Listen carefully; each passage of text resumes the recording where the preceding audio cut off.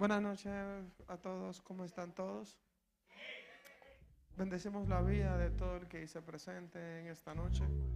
Siempre agradecido de Dios del privilegio que nos da de que como iglesia nos podamos reunir, ver las caras, ver los rostros, abrazarnos, contarnos, contarnos las cosas que pasaron en la semana y quizás algunos que tenían más de una semana que no se veían, volverse a ver los rostros. Gracias a las personas que nos visitan por primera vez, a aquellas personas que también son visitas frecuentes. Gracias por estar aquí, reunirse con nosotros. Denle un aplauso en nombre de la iglesia, a las personas que nos están aquí. Miren, a manera de anuncio, Cintia parió, aquellas personas que por motivo del afán del día a día quizá no ha podido ver el grupo. Cintia parió. Ya. Wilmer entró en el proceso de convertirse en un hombre.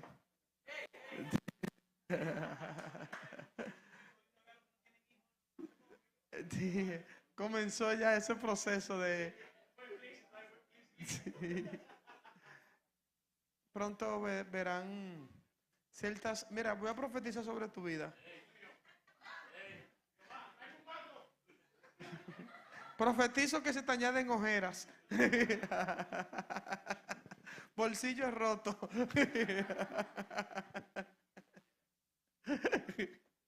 Dice Osvaldo de que cancelen. Pero nada, todo por el privilegio del placer de la causa. ¿Verdad? Entonces, nada, tuvo definitivamente, ya, gracias a Dios. Ya nos quedan dos partos más en lo que queda de año.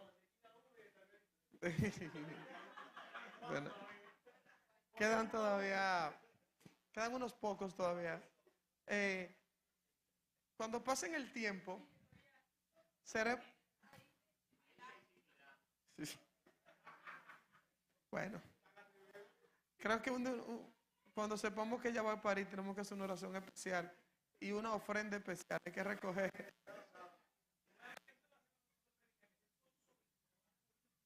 Sí, entonces, nada. Yo creo que cuando pase el tiempo, Sariluz será recordada como aquella congregación que para crecer se dedicó a ser miembro. Sí, Wellington, cuando comenzamos, Wellington no tenía ni siquiera matrimonio y vino sin muchachos, dos. Lian nació en el proceso, Ricardo, Gael. Charina llegó ya con Luca, pero Luca llegó chiquito. Y sigue siendo chiquito, pero, sí, pero más chiquito. Tenemos esperanza que con Paola, también Abraham, es lo mismo. Eh, entonces, entonces, las expectativas siguen creciendo porque los matrimonios siguen apareciendo. Entonces, ya hubo un matrimonio lo que va de año y va otro ahora en octubre. Entonces, hay una competición en el proceso. Entonces, Martín ha hablado de matrimonio para el año que viene.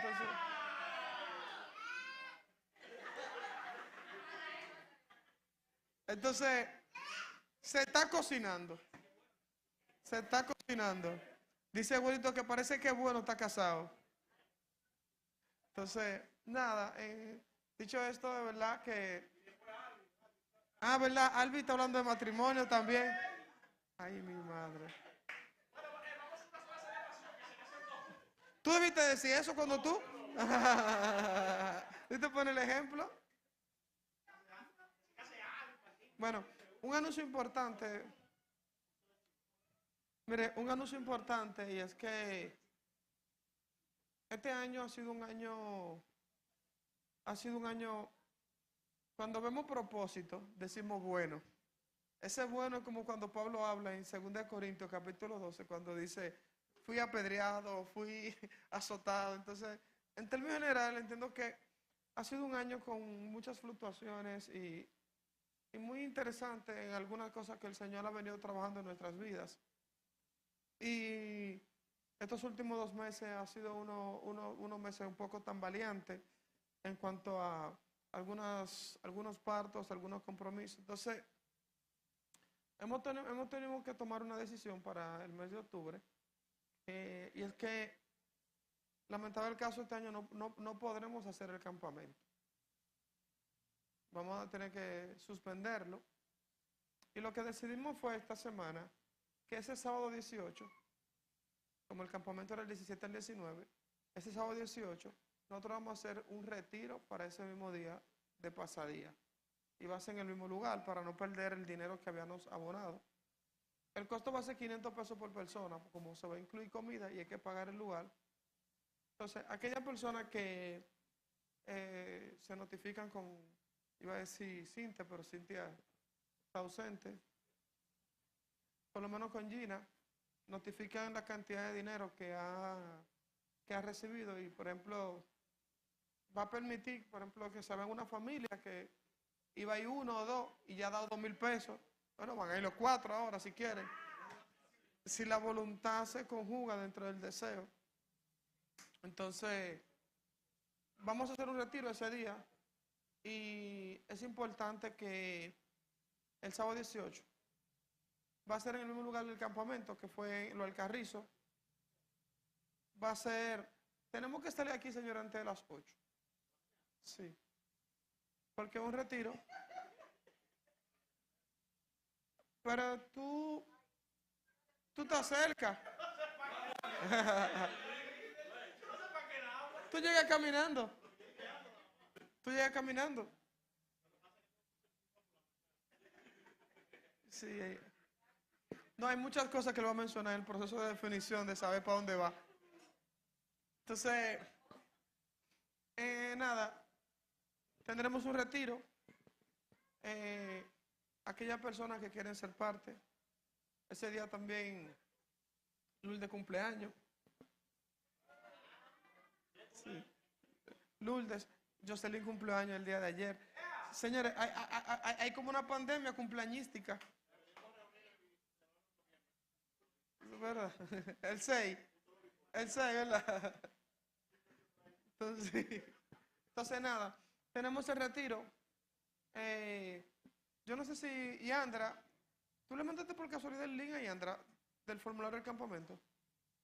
Envíaselo para que al final de la prédica utilicemos ese mismo link para registrarnos para ese día y así nosotros podamos contabilizar. Entiendo que las dificultades que quizá algunos tenían por asunto de compromisos y fecha va a ser un poquito más ligera.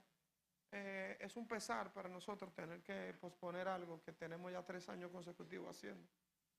Pero las circunstancias, lamentables del caso, nos llevan a tomar la decisión. Entonces, nada. Dicho esto, quiero que se pongan sobre sus pies y vamos así. Quiero que abramos las Escrituras y podamos aprender un poco acerca de lo que la Biblia nos enseñe a nosotros. Siempre orando a Dios que la palabra de Dios sea guiándonos a nosotros, más que nosotros ser quien quiera que guíe las Escrituras. Vamos al libro de Daniel. Yo tengo algo en mente, pero a ver si podemos completar la idea, pero creo que lo haremos en 2 partes, y es basado, entramos en el mes de gobierno, en el cuatrimestre de gobierno, donde venimos desde este año entero estableciendo una ruta acerca de orden, gestión y gobierno. Por eso quiero ser incisivo en dos partes importantes que entiendo necesario, y quiero que nos acompañen al libro de Daniel en el capítulo 5. Vamos a leer 6 versículos, los primeros 4 y luego los 2 versículos del 24 y el 25. Leemos. El rey Belsasar hizo un gran banquete a 1000 de sus príncipes, y en presencia de los 1000 bebía vino Belsasar, con el gusto del vino, mandó que trajesen los vasos de oro y de plata de Nabucodonosor, su padre, que Nabucodonosor su padre había traído del templo de Jerusalén, para que bebiesen en ellos el rey y sus grandes, sus mujeres y sus concubinas. Entonces fueron traídos los vasos de oro que habían traído del templo y de la casa de Dios que estaba en Jerusalén, y bebieron en ellos el rey y sus príncipes, y sus mujeres y sus concubinas. Bebieron vino y alabaron a los dioses de oro y de plata, de bronce y de hierro, de madera y de piedra. Noten los 5 tipos de dioses que menciona el texto. Dice dioses de oro y de plata, de bronce y de hierro, de madera y de piedra. En aquella misma hora, inmediatamente él levantó la adoración. Pasó una sentencia divina de manera instantánea. Creo que el libro de Daniel, bueno, lo citaré más adelante. En aquella misma hora aparecieron los dedos de una mano de hombre que escribía delante del candelero sobre el encalado de la pared del palacio real. Y el rey veía la mano que escribía. Saltamos al verso 24 y al verso 25 del mismo capítulo 5. Entonces, de su presencia fue enviado la mano que trazó esta escritura. La escritura que trazó es Mene, Mene, Tekel, Uparsin. Padre, gracias porque tenemos acceso a la escritura y en ellas entendemos que encontramos la palabra de Dios. Permite que sea esta dirigiéndonos a nosotros, Señor, y permite que nuestros corazones estén dispuestos y disponibles, Señor, para que la palabra de Dios sea guiando nuestro corazón. Padre, en el nombre de Jesús. Amén y amén.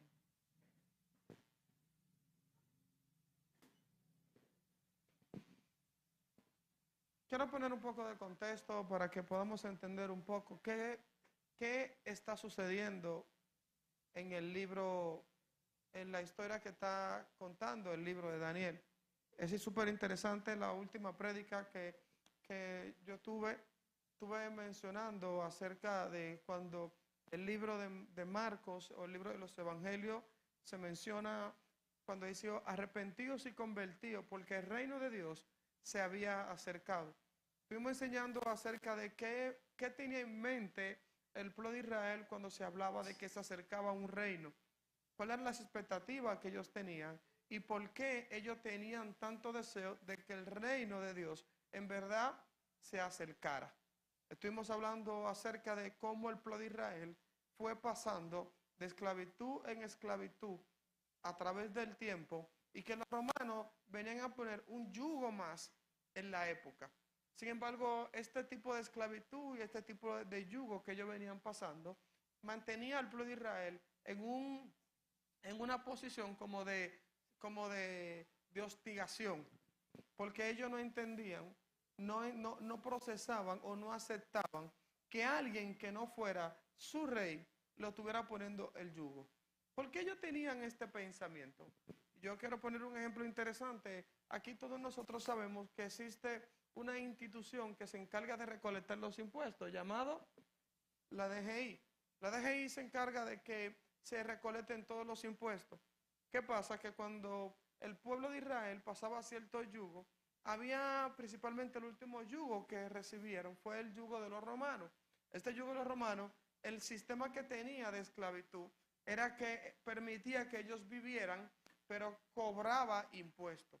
Y es como que tú tengas la DGI cobrándote impuestos, pero que el dinero que recoge la DGI, muchos de nosotros, aunque ninguno de nosotros estamos contentos, pero aceptamos que a nosotros se nos cobra ese impuesto porque entendemos que con el dinero de los impuestos es que se financia el presupuesto que va a decidir las mejoras que como país nosotros necesitamos.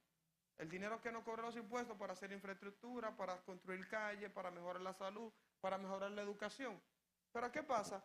Si nosotros no vemos en un caso que te están cobrando impuestos, pero que no se está invirtiendo el dinero ni en la salud, ni en arreglar cosas, ni hacer infraestructura, sino que ese dinero que se recauda es llevado para Estados Unidos, por ejemplo. Entonces, cuando tú ves que te están cobrando impuestos, pero que el dinero que te están cobrando no se está quedando en tu país, entonces viene una ira, como una ira incómoda. Pero ¿qué pasa? El pueblo de Israel, yo les mencioné a ustedes que sufrió aproximadamente, creo que son 5 cautiverios. Primero fue el cautiverio de los asirios, luego está el cautiverio de Babilonia, y luego de Babilonia viene el cautiverio que son de los medos y los persas.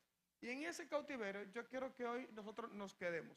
Cuando el pueblo de Israel, cuando el pueblo de Israel pasa de ser cautivo de Babilonia al pueblo, los medos y los persas. Y ese es el contexto donde está reinando el rey Belsasar. Cuando el libro, a la altura del libro de Daniel, en el capítulo 5, el rey que está ahí es el rey, diga conmigo, Belsasar. Belsasar es el nieto de Nabucodonosor. ¿Qué pasa? El libro de Daniel menciona dos eventos súper interesantes. Menciona 2 eventos que tienen que ver con el orgullo. La Biblia cita muy claro que Dios no quiere saber nada con el orgullo del hombre.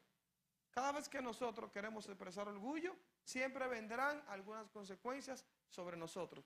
E incluso hay uno de los profetas menores, no recuerdo el texto, cuando le dice a Israel, que dice, aunque te remonte en las estrellas y en la luna haga tu nido, de ahí te derribaré. Dios siempre ha ido en contra del orgullo. E incluso Mateo capítulo 11, creo que el verso 23, cuando dice, el que se humilla será exaltado y el que se exalta será humillado. Entonces, el libro de Daniel muestra 2 actos de orgullo. El primer acto de orgullo que muestra es el acto de Nabucodonosor.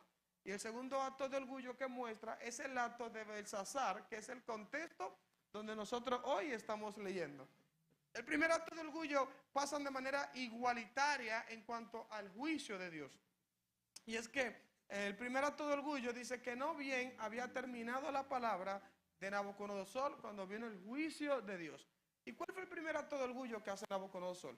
Nabucodonosor dice que el reino de Babilonia tenía mucha grandeza, habían crecido, y un día sale Nabucodonosor, y dice en la Biblia, Nabucodonosor sale al patio del rey, como, al patio no, se conoce como, lo que hoy se conoce como la galería. ¿Usted ve la galería? Pero la galería de aquellos palacios es como 20 casas de uno. Sí, porque ahora tú tienes una galería que para meter 2 sillas te da problemas, pero la galería de esos palacios real era un play. Y dice que, y para el colmo, estos palacios lo construían en altura, para que cuando el rey saliera, él pudiese ver, no con claridad, pero por lo menos tener una visión acerca del reino, de las personas que están gobernando. Y dice la Biblia que sale Nabucodonosor y dice, mira esta Babilonia que yo he construido. Y dice la Biblia que no había terminado la palabra cuando de una vez empezaron a salirle pezuñas. Y lo vamos a leer más adelante, cómo Daniel, cuando viene ante esta situación, él le recuerda este acto que pasó con su rey, con su padre o su abuelo, y dice que no fue necesario. Entonces, ¿qué pasa? Le dije que no nos va a quedar en el proceso de cuando Babilonia cambia, Israel pasa de ser cautivo de Babilonia a lo que son los reinos, los medos y los persas. ¿Cómo pasa esto? Cuando el rey Belsasar sigue la continuidad de orgullo que tiene su padre, y ese padre, su abuelo, él empieza y llama, como nosotros citamos el texto, empieza a buscar los instrumentos santos del templo de Israel. Y manda a buscar aquellos instrumentos que estaban en Jerusalén.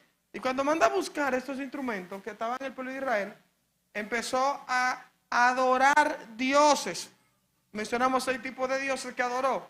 Ya ustedes pueden saber el desorden que había ahí. Dioses de oro, de plata, de bronce, de hierro y de madera y de piedra. Todo tipo de dioses él agarró las cosas de Dios y la llevó a la idolatría. En el pacto que está operando este texto es un poco complejo porque no se parece al contexto en el que nosotros hoy vivimos. Y es importante para que nosotros entendamos por qué viene el juicio de Dios. Cuando el hombre, antes que Cristo muriera y resucitara, la forma en que el hombre se acercaba a Dios era por medio de lo que era la ley de Moisés. Y la ley de Moisés contenía que la forma en que el hombre se iba a acercar a Dios, esta forma era por medio de ritos, por medio de cosas santas. El hombre no tenía la capacidad de ser santo, sino que los instrumentos que habían en la época era lo que Dios catalogaba como santo. Por eso cuando usted va leyendo los primeros libros de la ley, los primeros 5 libros de la Biblia, usted va a ver de manera repetitiva que dice, y esto era cosa santa, la vestidura era santa, ese instrumento era santo, el arca del pacto incluso era santo. Entonces, la santidad habitaba, ¿saben dónde? En las cosas, en los objetos. Por eso ustedes ven que hay 2 eventos que pasan en el Antiguo Testamento que es sumamente interesante. El primer evento que pasa en el Antiguo Testamento que vemos que fue cuando los hijos de Aarón, Abiú y Nadab, ellos fueron y encienden un incienso que no era el incienso santo. Como Dios estaba valorando que los objetos eran santos, dice la Biblia que inmediatamente Dios lo mató. Y la Biblia dice que ellos encendieron fuego extraño. Pero también tenemos el caso de cuando estaban cargando el arca del pacto. La Biblia menciona acerca de este hombre. ¿Cómo era que se llamaba este hombre? Usa. Cuando iban trasladando el arca del pacto, vemos que el arca en un momento se va a caer. Y cuando se cae, se va a caer alguien que no estaba autorizado a poner la mano, extiende la mano y ¿qué pasa? Muere. Alguien que no estaba autorizado mete la mano y muere. Porque Dios en aquella época valoraba que los santos eran aquellas cosas que tenían estructuras. Luego, estando presente Cristo, ya la santidad no habita en las estructuras, sino que habita en la vida de aquellas personas que han recibido la vida de Dios. Llámese, en otro contexto, sus hijos.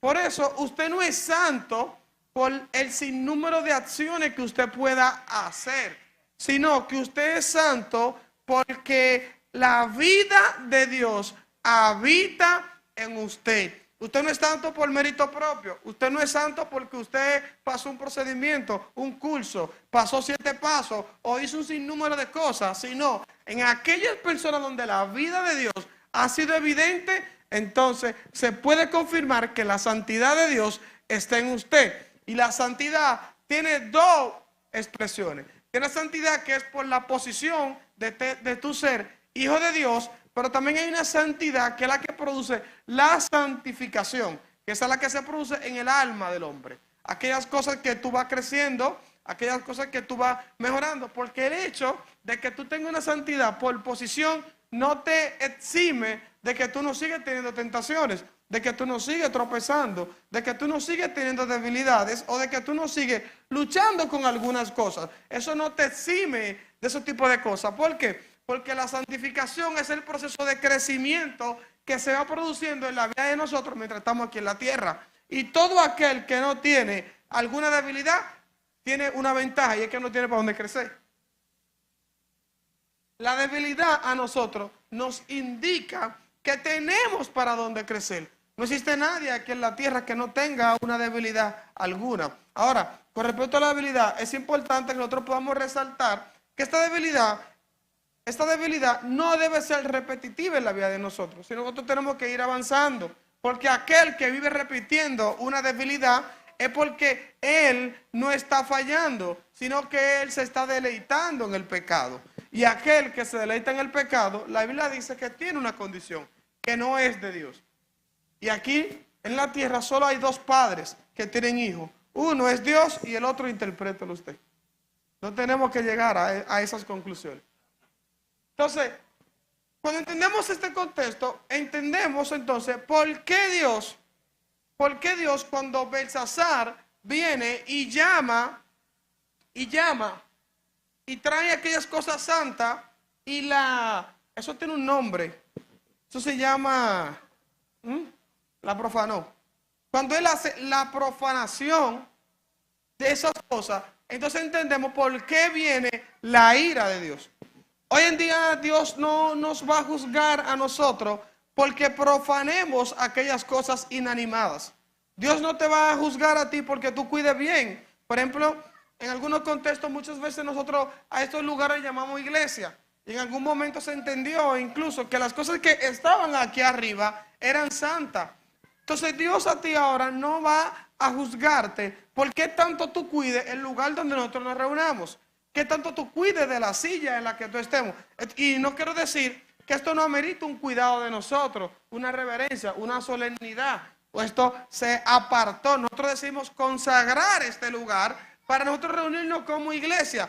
Pero lo decidimos nosotros, pero eso no hace que el lugar, por tener las condiciones que tenga, su valor ante Dios aumente.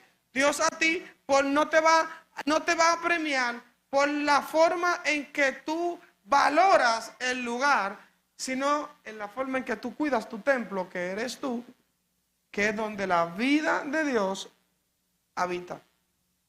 Entonces tenemos, volviendo al contexto de Daniel capítulo 5, en el libro de Daniel capítulo 5, sigue a nosotros avanzando un poco en la historia.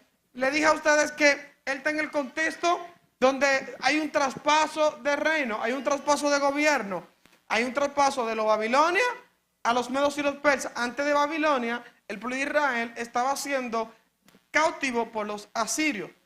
Entonces, cuando dice la Biblia que inmediatamente el rey empieza a ver la figura, es el momento donde pierde el reino. Leamos algo. El verso 17 dice el verso 17, antes de leer el verso 17, cuando el texto dice que cuando el rey ve que hay una figura en la pared, dice que su rostro empalideció, su rostro cambió. Dice que sus rodillas empezaron a chocar una con otra. ¿Qué significa que tus rodillas choquen una con otra? Es cuando tú haces así, cuando tú empiezas así. Dice que sus rodillas empezaron a chocar una con otra. Él se asustó. Y dice que él se asustó y mandó a llamar todos los magos. Mandó a llamar a todas las personas, todos los adivinos que tienen la época. No simplemente que mandó a llamar, le dijo, quien me descifre la figura que yo estoy viendo en la pared tendrá un premio y será el segundo en el reino.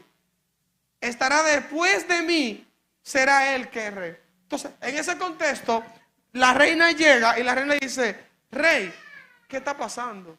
Que me han dicho a mí que tú estás asustado, en palabras de un dominicano. Dice, lo que pasa es que mira para allá.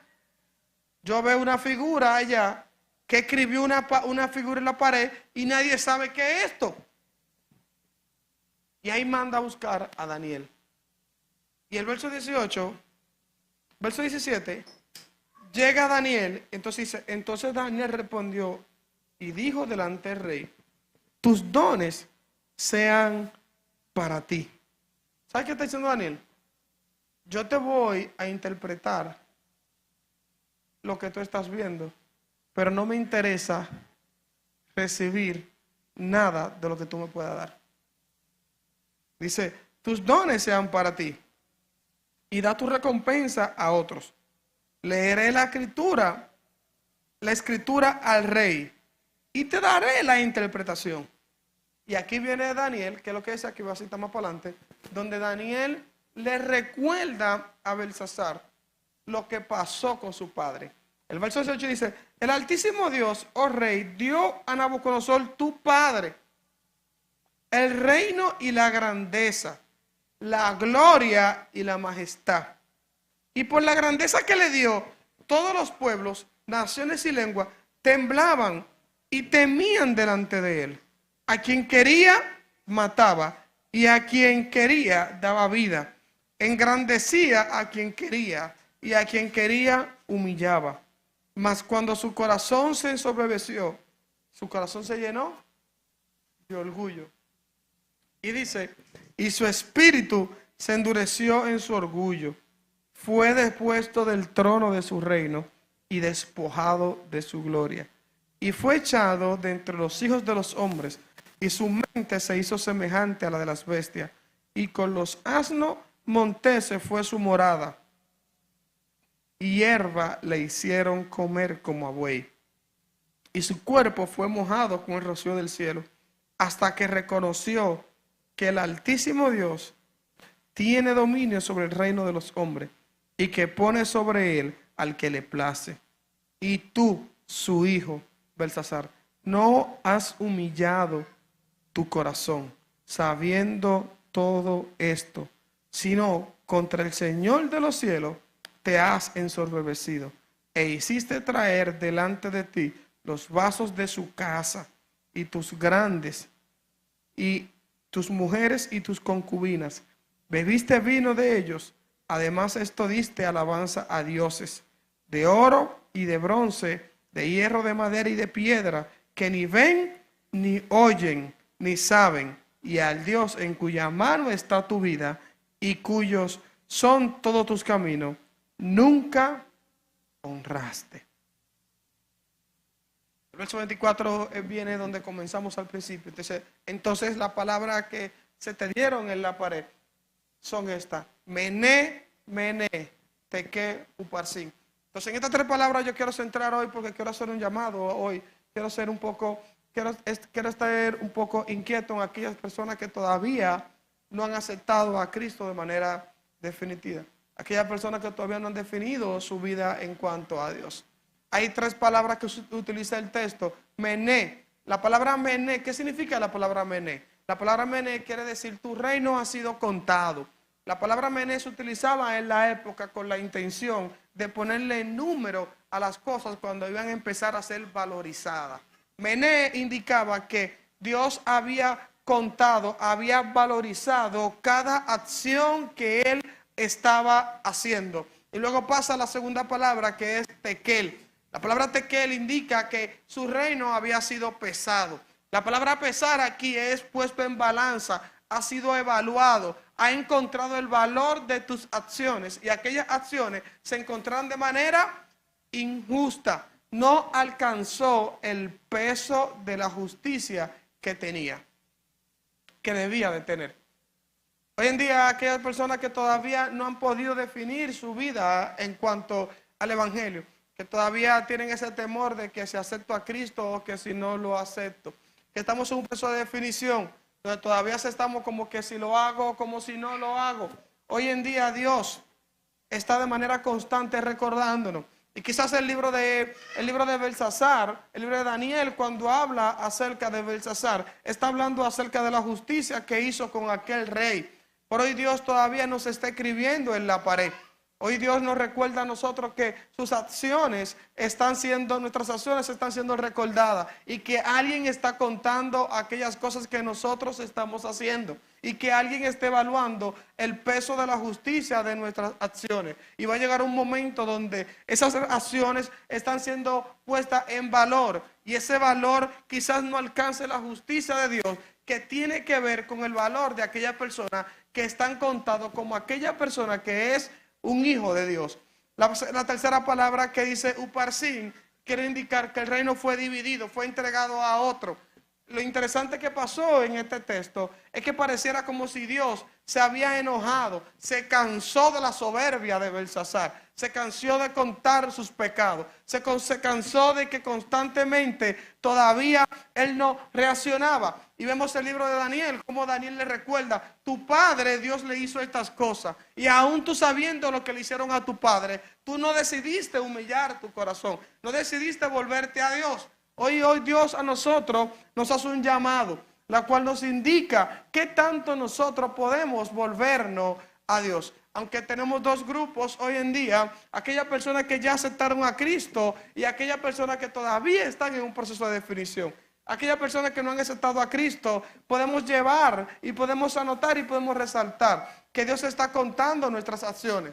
Dios está evaluando el valor de lo que nosotros estamos haciendo. Y aunque quizás todavía no podemos decir que Dios se cansó de nuestro pecado o que Dios se cansó de llamarnos la atención, así como el pueblo de Israel, el pueblo, así como Belsasar, llegó hasta el cúmulo de Dios. Porque dice el texto, acompañado de la historia, que inmediatamente Daniel dio la revelación del texto, de la palabra, los medos y los persas cruzaron el río Éufrates. Y según dicen algunos historiadores que el río parece que se secó, que cambió su cauce y hizo que pasaran el rey, que pasaran el reino y invadieran. Dios se cansó de Belsasar. Y ese cansancio trajo que su reino fuera echado a pedazos. Dios nos hace un llamado a nosotros. Y es que Dios está viendo nuestras acciones. Dios está viendo en qué nosotros estamos invirtiendo nuestro tiempo. Dios está viendo en qué nosotros estamos valorizando nuestro día a día. A qué cosas nosotros entendemos que es importante. A qué cosas tenemos que dedicar el tiempo. A qué cosas tenemos que valorizar. ¿Qué para nosotros es importante? ¿En qué se está consumiendo nuestra agenda? ¿A dónde se están yendo nuestros recursos? ¿Qué están viendo nuestros ojos? ¿Qué están tocando nuestras manos? ¿Qué están viendo? ¿Qué están oyendo nuestros oídos? ¿Dónde está nuestro deseo? ¿Dónde está nuestra visión? ¿A qué cosas nosotros entendemos que es importante? ¿Para qué mi agenda tiene tiempo y para qué mi agenda no tiene tiempo? Nosotros estamos llenos de agendas, nuestras agendas están llenas, pero ¿llenas de qué? ¿Qué cosas están ubicando las prioridades en este tipo de cosas? ¿Qué tanto lo eterno está ocupando nuestra agenda? Principalmente si lo dividimos en dos grupos. Aquel grupo que todavía no ha definido su vida con Dios, por aquel grupo que ya lo definió. El que no lo ha definido necesita cruzar para definir su vida, por el que ya lo definió necesita cruzar para crecer en la vida de Dios en la que Él está. Hoy hay una figura en la pared y yo más que simplemente traer el texto de Daniel, quisiera que nosotros pudiéramos imaginarnos cómo el juicio de Dios, cómo la palabra de Dios está constantemente escribiéndonos a nosotros. La Biblia dice que aquel persona que al que más se le perdona, más se le va a demandar. Hoy en día nosotros estamos llenos de más información. Hay personas que están ansiosas por lo menos participar de un texto de la Biblia, de que por lo menos una palabra se le diga. Aquella persona en el primer siglo se sostuvieron con cartas de 3 capítulos nada más. Se sostuvieron con quizá una visita de un apóstol, una visita de uno de los discípulos de Jesús. Nosotros hoy en día tenemos acceso a predicaciones virtuales, a palabra digital, a congregaciones físicas, música. Hoy en día Dios a nosotros nos va a demandar, no simplemente por el pecado o por la acción en la forma en que nosotros nos estemos comportando, sino por la cantidad de recursos que Él nos puso a nosotros a disposición y nosotros la ignoramos. Quiero cerrar con algo. Hay una historia que escuché la semana pasada, la cual quisiera traerla a memoria. Son dos historias. Son de esta historia que posiblemente no sean reales, pero son hechas con la intención de que podamos explicar algo. La primera historia habla de un padre que se fue de misión a una isla.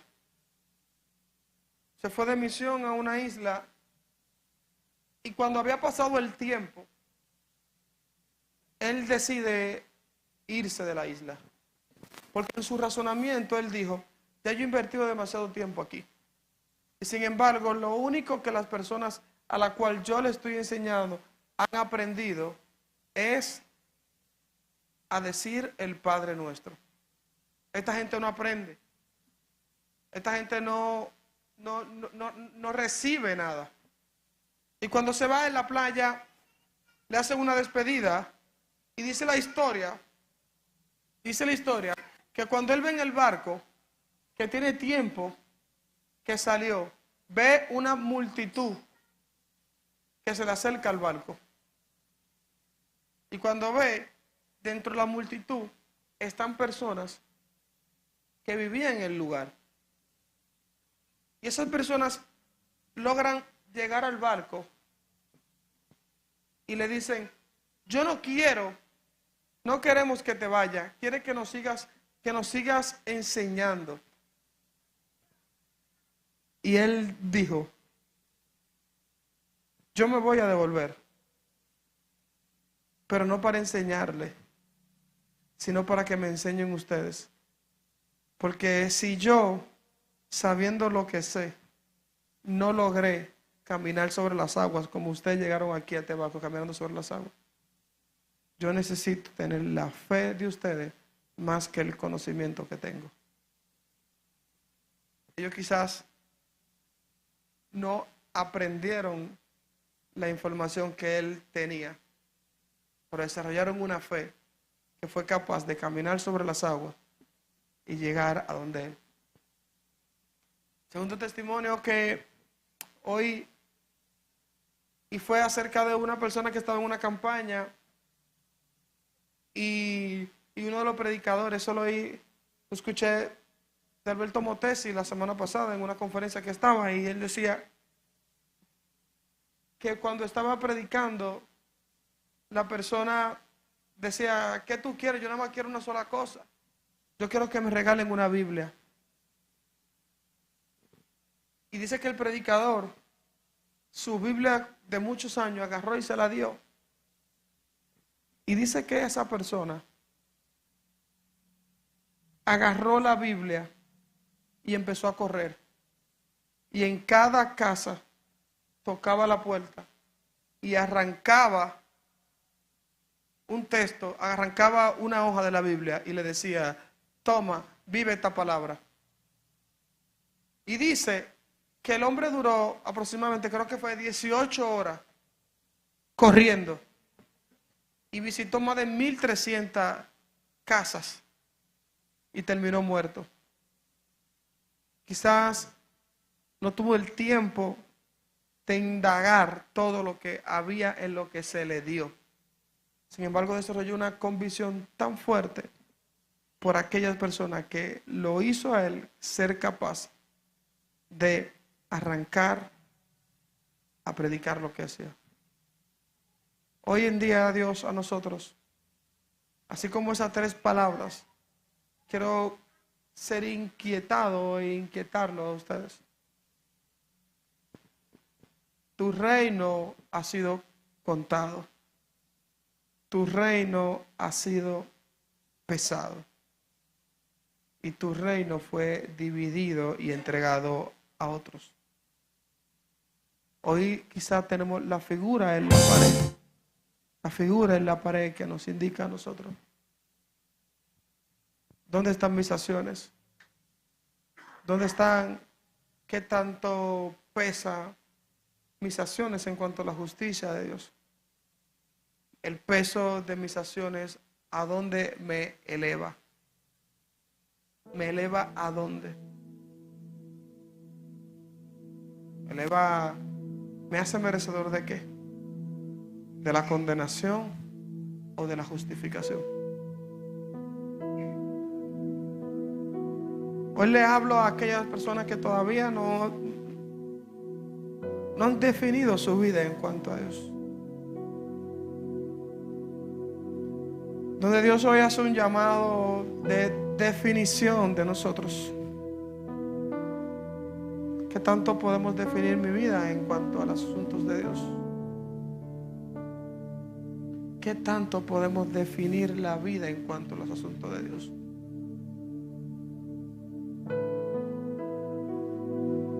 Mené, teké, upalsin. Dios está contando nuestras acciones. Dios está evaluando nuestras acciones. Quizás la soberbia de Dios no llegará al límite, quizás no llegará, que Dios, no podemos decir que Dios se cansó de nuestro pecado. Y hay un texto que si lo entendemos y lo aplicamos, muestra la esperanza que Dios nos da a nosotros.